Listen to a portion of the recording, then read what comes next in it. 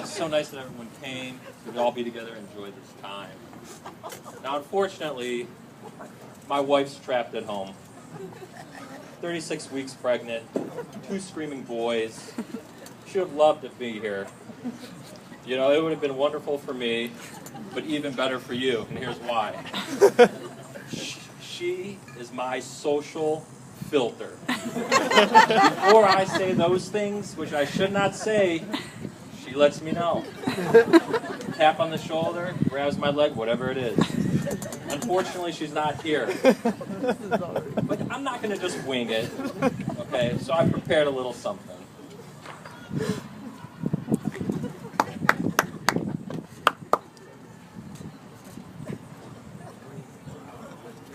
Look at that.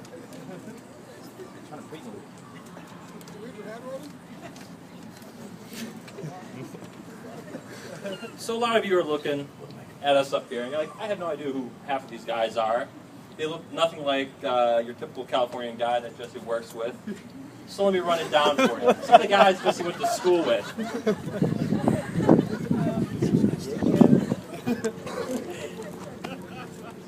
And let me preface this. My wife told me to say this before. Whatever I say during this speech is all in jest, not meant to be offensive or inflammatory. I almost forgot. Now with that, Andrew Carrico, Virginia. Yes, thank you. Yes. Now let me tell you a little fact about these guys. Andrew Carrico had a huge crush on the groom's Jesse Kramer's mom. Andrew Carrico. It's true. It's true. Matt Warner, Missouri. Got mononucleosis and planned to infect an entire girl's dorm by spitting in no-bake cookie dough. True story. Please. Hold the mic up, please. This is great. Shane Gosnell, Nebraska. Spiritual guy. He went to the All Hall Devos all the time. Only problem is he only wore a towel. That towel never covered a thing. And me, I'm just Mike Bold from Ohio. Model citizen, warrior, and poet. But enough about us. Let's talk a little bit more about the groom. I met Jesse way back in August 2004 at the dorms at Evangel University in Springfield, Missouri. His roommate was this guy from New York who loved to shave his hands.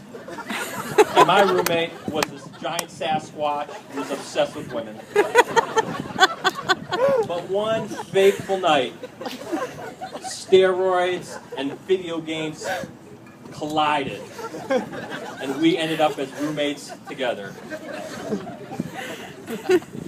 That incident was the best thing that happened to me up to that point in my life. We had so many memorable moments over those 4 years. It's hard to choose what to share with you, but I'll share a few. Some of our proudest. These guys here, we were 2-time intramural flag football champions. We would annually assault girls' dorms with fireworks, flashlights, and electric guitars at 3 in the morning.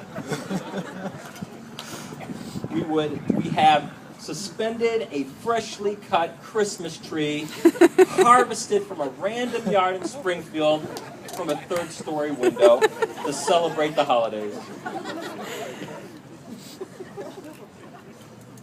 We hosted a spontaneous campus-wide slip and slide party. And maybe the best, we would stand waist deep in River Taneycomo and trout fish all night long. But even more important than those moments were the moments where we had character shaping, where we bonded with each other and the other guys on our floor, where we talked about things that were important and we prayed for each other. We counseled each other and prayed about our faith, our education, having integrity, finance, even girls.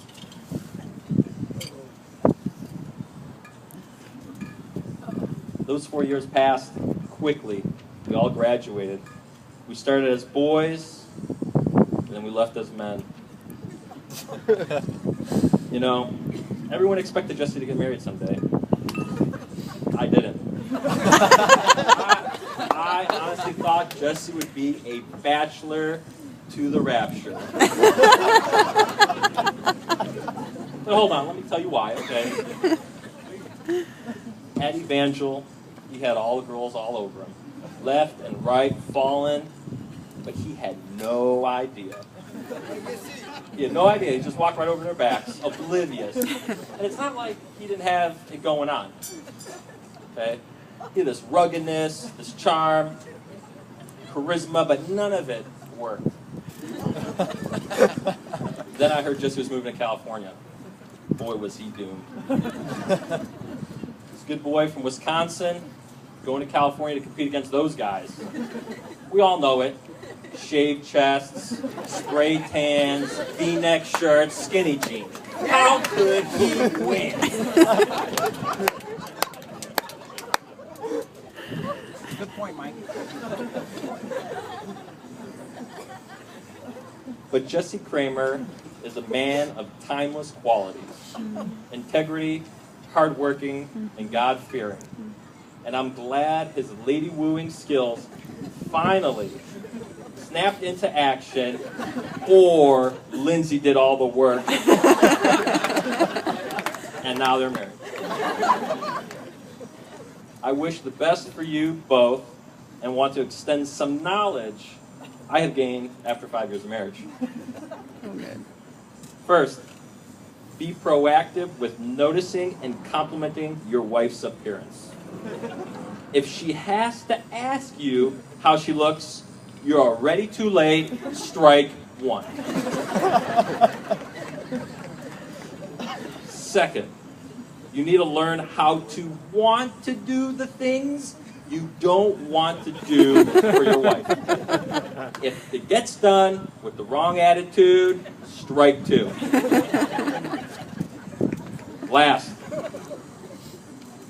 if your wife ever says, fine, do whatever you want, whatever you do, it better not be the thing you want to, or strike three.